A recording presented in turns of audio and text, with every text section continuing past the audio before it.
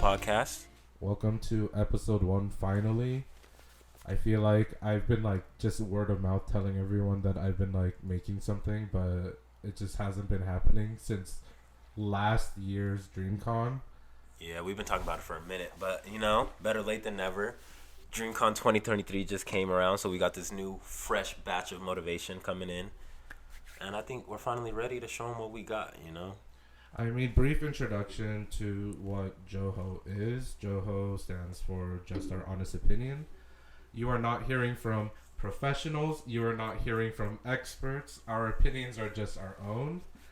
They're always subject to change. We're always willing to, open for new ideas. So this is just to explore some of the things that we like to talk about. It's we just love talking about media on our free time anyways. So we might as well have some fun with it and be creative with it and make, some sort of structure around it. Exactly. And like we said, we're not professionals. We're literally just two suburban dudes with absolutely zero knowledge trying it out. The 5th year anniversary, which has been fucking crazy. Absolutely crazy. 22,000 people in attendance? So from 2022, that was our first one we went to last year.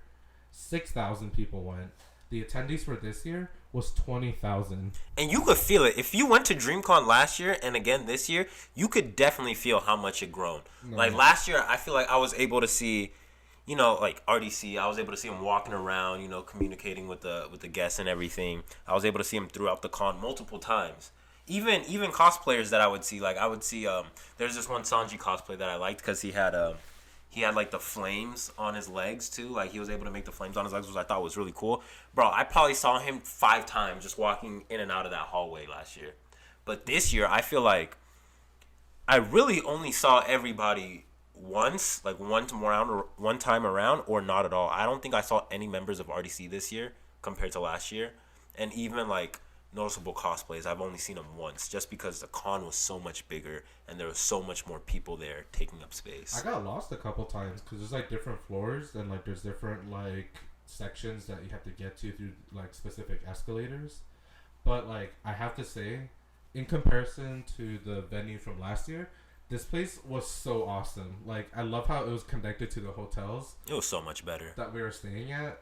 We usually don't go to really fancy hotels like that, but now that we've been getting the money and saving up for it, we got jobs now. We're adults. We have jobs, and we're willing to spend it full time. Stuff like this with benefits. We're salaried employees. Stop playing with us. Such an improvement from last year, because last year was a last minute fine from me at the day's end. I just want to go back to memory lane real quick, just because I really do think that's worth exploring. Let me just paint a picture. The first thing I see... Oh, no. The first thing that happens when we get our key card, it doesn't work the moment we put it in the card. And we asked the front lady if this is the right card. Are we doing it right? They said, yeah, it just takes a couple tries. All right, a couple tries. No, it became a video game to us. It literally took 25 to 30 tries, and we would start speedrunning it and be like... Bro, but the thing is, it was the most hyper-specific way to get this door open. I forgot specifically exactly what we had to do, but I remember it was just the dumbest shit. We had to hold the door handle 2 degrees below and then tap the key card, and then it was so ass, bro. No, every time we had to leave, I feel like we were trading strats with each other. We were like, okay, I think I figured it out. I think you have to do it like this. Or we're like, okay, no, it's a combination of this. It was so bad. And not to mention when we actually got in there, our first night, when we were trying to fucking fall asleep after our first night in hot-ass Austin, Texas, we gonna hear this crackhead-ass couple in the room right next to us fucking. And I'm not talking about no subtle ass making love. They was fucking, bro. It was loud as fuck. It was straight booty clapping. Come on, bro. This is our first impression of Texas. This was Dallas though. This wasn't Austin. So I don't know. Oh, Arlington. I don't know how to get down in Arlington, but I mean, I also, to paint that picture at night, 3 a.m. Our beds are basically on the other side of the wall, so you could kind of occasionally hear the tapping of the bed frame hitting our wall. And I remember I opened my eyes and I literally verbally said out loud, no fucking way. Yeah, no, she was getting piped. And Nelson and Sophie started chuckling, and I just remember you guys were awake at the same time, be like, "There's no fucking way." And she started moaning, and I just had to take a smoke. She was getting piped for real.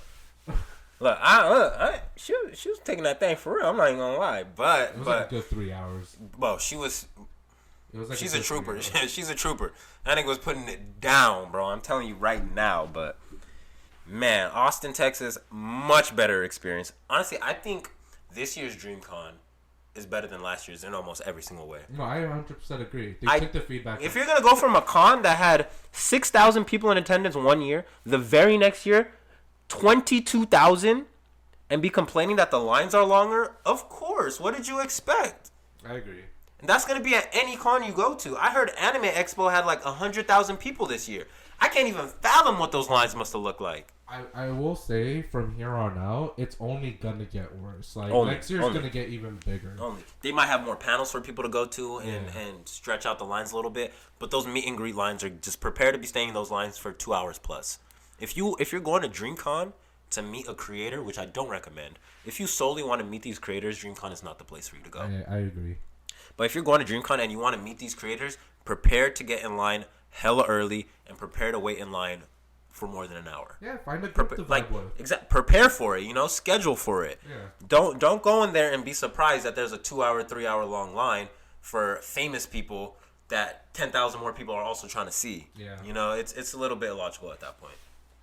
And I definitely it's honestly not just to take that picture with that creator. Just honestly just vibe with people, have fun, buy your stuff, waste some money in the artist alley. Go buy some fucking merch, bro. Merch fucking killed these people, but these people grind tooth and nail to get their shops known out there. Most of these people in the exhibit hall are small creators, a lot of them black owned, who had to apply to get an exhibit, a booth in a big convention like this. Go out, even if you don't support, show them some love. Yeah. Follow them on IG. There's gonna be something if you're an anime, video game, TV show, pop culture fan, there's something in the exhibit hall for you. Go through their stuff. They love it. Also, if you're trying to create content, become a content creator like me and Josh are over here, go to the panels. They are super, super, super helpful. These people started in the same position that you're trying to start, in the same position me and Josh in right now, and they made it. So listening to what they have to say is valuable. I didn't get to see too many panels this year, just because I feel like I got my fill last year. My big person that I was looking forward to last year was your boy Roshi, which I thankfully got a selfie with them. This man was too shy to ask for a selfie when he saw them, so I had to go up to your boy Roshi and be like, "Yo, my friend's a big fan. You guys want to take a picture with him?" Your boy Roshi's the nicest creator I've ever met in my entire life. Yeah. He said, "Oh yeah, I got him. Where is he?" Brought his whole entire crew to flick up with you. Did you guys take one picture or multiple pictures? We took a couple. Yeah. Took a couple pictures. Your boy Roshi. Shout out your boy Roshi. He doesn't need one, but he is one of the nicest creators I've ever met at DreamCon. Another creator I met at DreamCon, Leaning Cuisine, one of the best people I ever met. He has no clue who I am. I met him last year outside of the DreamCon after party, and it was like 5-10 minutes out of his day to chop it up with me outside of the DreamCon after party. Just because I was a fan, I noticed him, and I started talking to him. He started talking back. And I saw him again this year outside of the after party again, coincidentally. Same thing. I saw him. I recognized him. I was like, "Hey, yo, what's up?" Like, we chopped it up last year, and we started chopping it up again. I love that dude. I hope I see him again every year I go. It's just a new tradition now for Dreamcon. Bro, now it is. Compared to last year, people showed up this year with cosplays. My cosplay debut, I think it went great. Yeah. I was kind of tripping. For those of you who don't know, probably none of you know, I cosplayed Aokiji, One Piece Admiral. And, I had a great time cosplaying. I really think it's something that I'm probably going to do every single year from now on just because of how much fun I had. And I was one of those really casual anime fans before this cosplay. Cosplaying was something that I never even thought of until I went to DreamCon last year and saw how many, specifically, black anime fans cosplaying. I was like, okay, there's a room for us to be doing this. It's not weird for me to be doing this in this space. You know what I mean? It's actually encouraged. Yeah. So I went this year with a super open mind. After last year, I knew I was cosplaying. And I was like, okay, 2023, I got to get it ready. My thing was I only want to cosplay black characters for now. Obviously, that's kind of dumb, but that's just how I am. Whatever you like or whatever you think is feasible and possible for you. Exactly. But I thought, for now, I think it's going to be the best if I cosplay black characters. And that's something that's really cool to me. So One Piece is my favorite anime. Who's the blackest nigga in One Piece? Aokiji. Well, obviously it's Usopp, but I can't cosplay Usopp, bro. One thing about my cosplay, I want it to be accurate, and there's no fucking way I was gonna have that nose on me, bro. Like I didn't even know how to begin doing that shit. So yeah, I did Aokiji. It was super fun. I built the cosplay myself for the most part. I didn't really build it. I kind of just bought pieces separately on Amazon and like thrift shops and stuff like that. But the One Piece Admiral jacket I got from Anime Gear Guru. They no longer sell it, so now I got a exclusive piece. Shout out Anime Gear Guru. And it was just so much fun walking around the con, taking pictures with everyone. People stopping me because they like my cosplay. Little kids coming up to me asking me to take pictures. It was great. I loved it. No, you guys got stopped like every like 5 steps after taking a photo. Like I think it's just because the sheer amount of One Piece fans there were. Yeah. And there were. I feel like Aokiji is not really a One Piece cosplay you see often. Obviously, people do the Admirals a lot. I did see a couple Aokijis at Dreamcon, but I didn't see any who had his hair. And I feel like I was one of the few Aokijis who actually invested in the wig. Shout out Ken Beck with wigs. And I got the wig, and that was one thing a lot of people commented me on. Like, oh my gosh, like, your hair looks really good. You got the headband and everything. The headband really pulled it off. Oh, yeah. I had to draw on the headband the little X's and the blue border because I couldn't find a accurate looking headband. But it was a good time. My own cosplay, you guys asked me to do Fujitora to like complete the set. Bro, the trifecta of admirals. Because our friend Sylvan was a Kainu, but there was no way in hell that you were gonna make me walk around in a purple kimono, like thick winter kimono. Yeah, that shit would have got hot for real. Like in 110-degree weather. So I chose the second closest thing, which is Sakamoto from the manga Sakamoto days. I just got a standard yellow shirt and green apron, gray pants. I took a couple photos from people. That was really nice. I found a few loyal Sakamoto fans out there. So I'm so glad I at least found some people into the manga. I got Bob's Burgers. What else did I get? I got called a bunch of interesting things. I think I got called Luigi for one of them. Luigi? Yeah, because of the mustache. But, that person was tripping.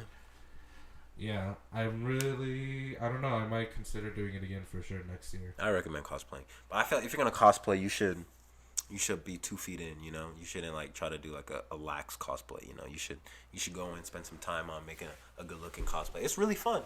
Just building the cosplay itself, you know, and dressing up. It's fun. I'll think about it. I definitely have an idea in mind, but all my ideas are very lax. But that's just who I am. Rightfully so.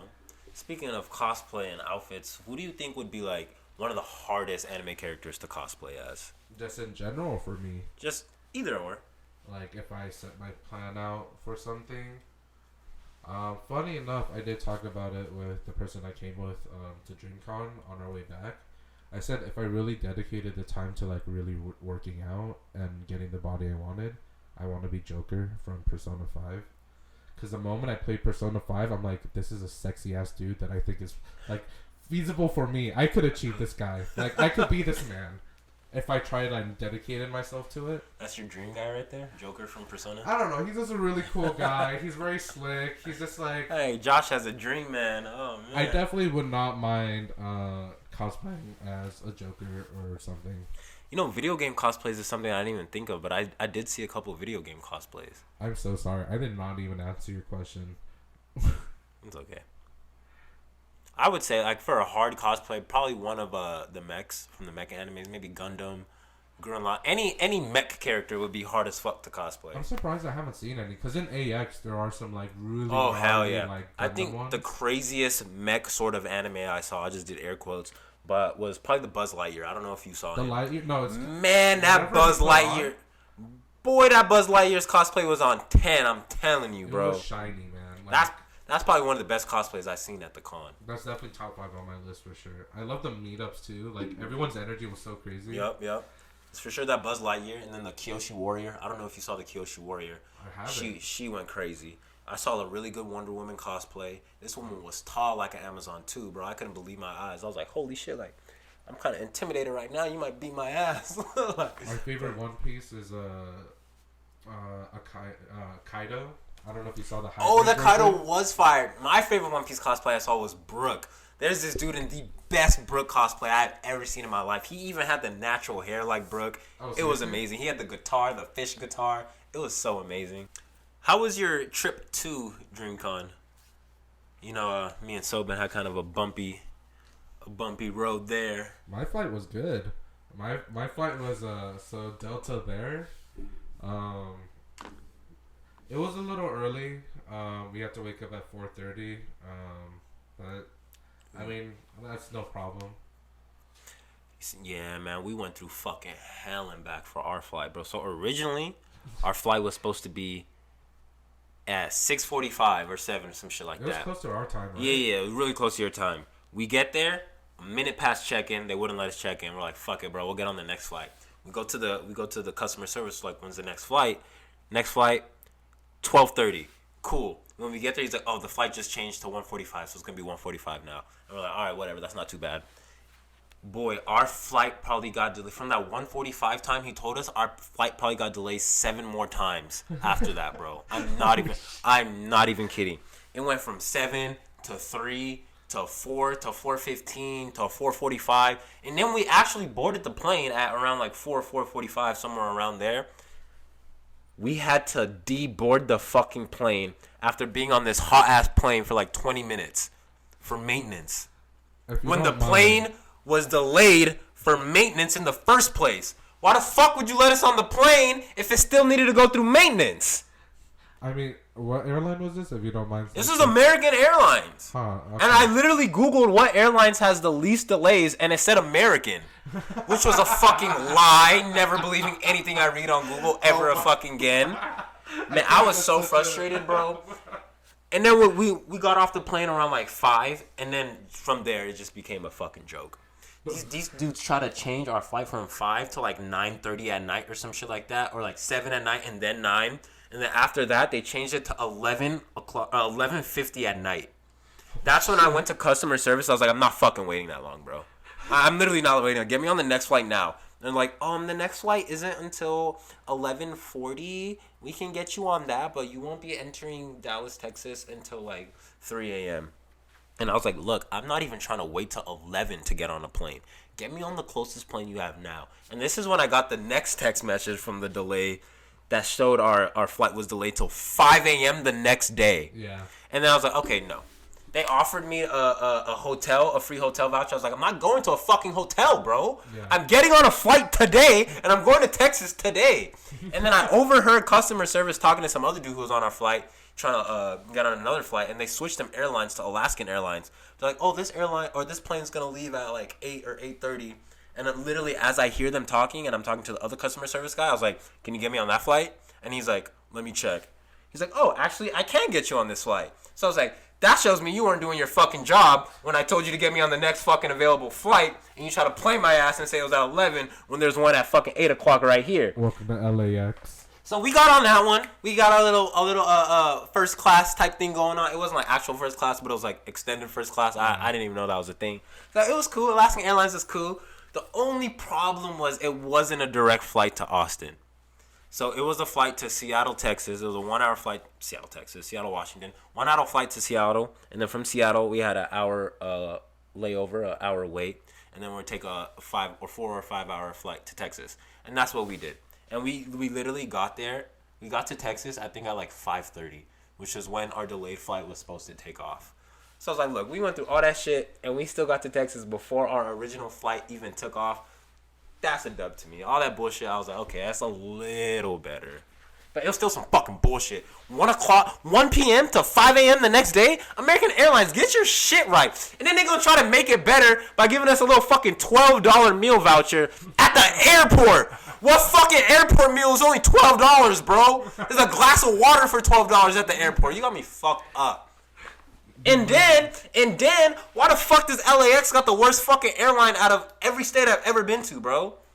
Austin Airport, way fucking nicer than LAX. Seattle Airport, way nicer than LAX. Isn't LAX supposed to be like the rich ass area with all the creatives and actors and shit? Invest in your travel agency.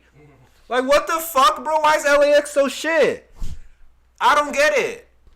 I really don't, but I digress. I'm sorry. That was a little rant I had. I mean, in comparison to my flight, the seat in between us, the passenger never came, so we got an extra seat. That was pretty nice. The pilot said we would get there 9 minutes early. We actually got there 21 minutes early. This nigga pilot was speed, bro. People were telling me, oh, like you could get compensation, blah. They owe you money. I'm like, how, bro? How do I apply? How do I do this? I have no idea. I don't even be. This is like my second time flying by myself ever, bro. You gotta pull up one of those TikToks that be like those airline hacks. I don't even be outside for real. All but right. we got there safe. We had fun. That's all that really matters. Austin was fucking lit. Dreamcon was fucking lit. Honestly, the hotel itself makes it worth it, to be honest. The hotel was connected to the convention center. That was really cool. Honestly, I feel like we explored quite a bit. You know, I kind of want to go to more panels and stuff next year. Because I feel like Dreamcon 1, we went a good amount of panels and explored the con a bit. This year, we took it a little bit more lax. I definitely feel like we explored Austin more than we explored Dallas. I just want to touch on like some of the food spots that we hit up because that was. Oh. Listen, I'll go back to Texas just for the barbecue. Oh yeah, bro. yeah. Nigga, agree. forget a Dreamcon, no problem. I'm pulling up to Texas. Just what was it, Cooper's Barbecue? Ooh, Terry's Barbecue, bro. That was probably the best. Texas Barbecue, something crack. How come no one put me on Texas Barbecue before? How come no one put me on before? It actually is ridiculous, like how much barbecue we ate in those 3 days. Like I ate so much meat. I mean, I don't regret it, which is crazy. Pause. Definitely loved Austin way more than I thought I would. I mean, not that I had any expectations. But then I want to lead up to some of the panels we did get to see, which was only the one, I think. Which one? King of the Hill. Oh no, me and Soba went to a couple more panels. Oh, which ones did you guys go to? We went to what was it called? Is this character black or not? Which was a fantastic panel. That panel was so funny. It was basically a panel where they had a vote and they had a character pop up that was like obviously a randomly colored character, like an off-colored character, and they were saying, is this character black? And they would have us vote. And I believe the first character they had was Piccolo, you know, the classic. Okay. Is Piccolo black? I think like 70-80% of people agreed that Piccolo was black. But the thing I liked most about this panel is they gave people room to discuss. So if you didn't feel like this character was black, they would let you go up and speak into the mic on why you didn't believe so. And, bro, the arguments that happened was so funny. I mean, which one was, like, the most heated one? Jinbei. Really? It was literally, like, 50-50. Like, half the people thought Jinbei was, or were arguing Jinbei was black, and the other half were arguing that he wasn't. But we went to, like, this foam sword pin area, and it was basically, like, we had to sign a waiver. I'm not sure why. And they gave us foam swords, and we kind of just, like, went at it. It was super cool. They had rules and stuff. There was, like, a red strip on the side of the sword, and that was, like, the blade side. You could only get hit if you get hit with that side of the blade. And if you get hit on the arm, you can no longer use your arm. You get hit on the leg, you have to kneel down and do one leg. You can only use one leg. And if you lose 2 limbs, you die. Or if you get hit in the head or the chest, you die. All right. So that was super cool. Where was this? Like, it was right next to the karaoke room. Oh. Yeah, literally right next door to the karaoke room. I love how we slipped into the karaoke room on the last day and they were listening to Keisha Cole. It was super lit, bro. I actually regret not going to the karaoke room for a full panel. I was honestly really vibing in there. It was really nice. One thing I was excited for that ended up being kind of weak, though, was the open gym. Man, that open gym was so weak, bruh. I thought it was like dodgeball and stuff, no? It was they had a basketball court, and basically, first of all, you had to sign a waiver to go shoot a basketball. I'm not signing a fucking waiver to shoot a basketball. I've been doing that shit since I was like 4 years old. And then there was only specific spots on the court you could shoot from. It's not like it wasn't like an open gym, like they just gave everyone a ball and you could just start shooting. It was a line you had to wait in, and then there was numbers on the court, and you had to shoot from those numbers specifically. You could either go in order or you can go in backwards order or whatever. And I was like, that's kind of dumb, bro. But with the amount of people there, I get it. But was it a big line? No, it was empty when I went in there. Oh. 'Cause I also went in on the last day, though, but still. Huh. I mean, the only one we did get to go to all together, which was kind of cool, was the King of the Hill one. That one was super dope. We went to that one last year, too, right? Or something similar? We went to something very similar to that. I don't remember what the last Those are always my favorite panels. The hot take ones are the best ones. Just get a nigga up on the stage, say a hot take, then run away, bro. That one got heated because the question that took over was One Piece was the best anime. It wasn't even One Piece. It's like, what do you think is the best anime? And someone said One Piece, and then they had to go King of the Hill and fight for why. And then for some reason, it just turned into like a team battle of all the niggas who thought One Piece was the best and all the niggas who didn't think One Piece was the best, just like versing each other. And that basically took up the whole panel. Here's what I'll say. This isn't exclusive to anyone who went up there. And we said it at the panel too, so I'm gonna reiterate here.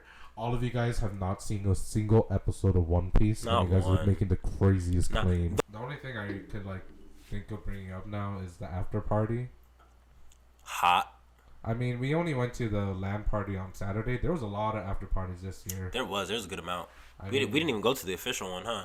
That wasn't the official one. It felt like the official one. Yeah. I mean, I still enjoyed my time at the LAN party. Absolutely. There's no way I'm going to a party and not gonna have fun. I'm getting buck wild every time. It was literally called the Speakeasy, which I thought was interesting.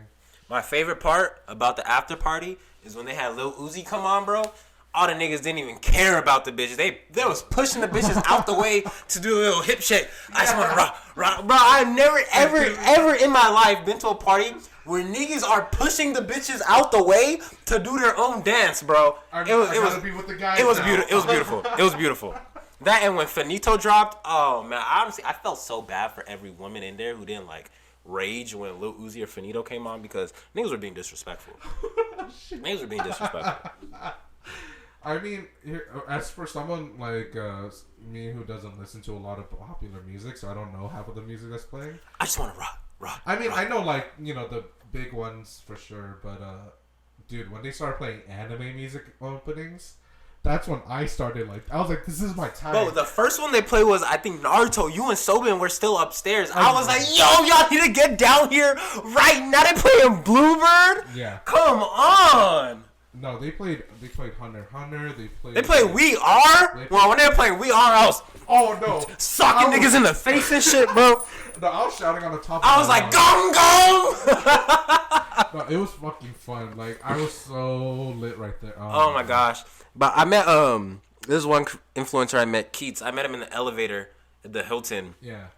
And I saw him at the after party. I was like, oh my god, you're Keats. I seen you at the after party. And he's like, oh yeah, did you have fun? And I was like, I did. I had a lot of fun, but it was hot. And what he said is always going to stick with me every single time I go to Dreamcon. He's like, yeah, one thing about Dreamcon is going to be hot. And I was like, you fucking goddamn right, man. I couldn't have said it any better myself.